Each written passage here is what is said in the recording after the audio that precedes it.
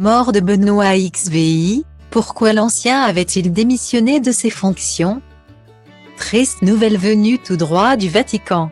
Ce samedi 31 décembre, la mort de Benoît XVI à l'âge de 95 ans a été annoncée. L'ancien pape avait succédé à Jean-Paul II le 19 avril 2005, après le décès du souverain pontife le 2 avril 2005.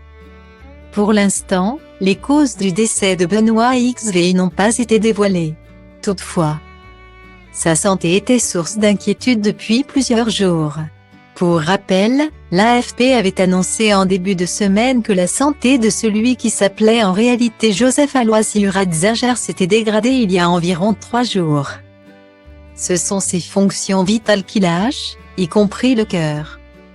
D'ordinaire, quand un pape meurt, la tradition veut que le conclave se réunisse rapidement afin d'élire le nouveau représentant de l'Église catholique.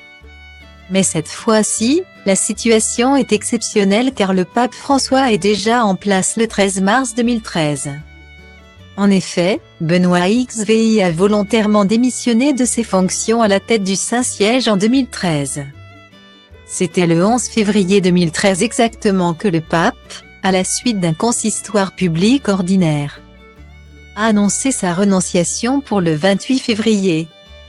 Une décision justifiée par la vigueur qui, ces derniers mois, s'est amoindrie en moi d'une telle manière que je dois reconnaître mon incapacité à bien administrer le ministère qui m'a été confié.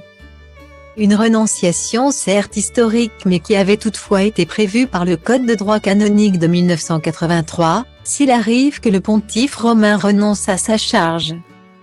Il est requis pour la validité que la renonciation soit faite librement et qu'elle soit dûment manifestée, mais non pas qu'elle soit acceptée par qui que ce soit. À la suite de sa démission, Benoît XVI s'est retiré dans le monastère Matteo Closet, où il a observé une vie de silence et de prière.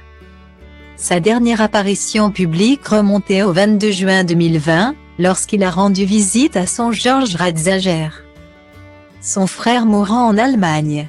La même année, Peter Seewald, journaliste allemand et biographe officiel du pape, avait expliqué qu'il souhaitait être inhumé dans la tombe de Jean-Paul II, dans la crypte de Saint-Pierre. Comme le rappelle CNews, cette tombe est vide depuis le transfert du cercueil en 2011 pour la béatification de l'ancien pape.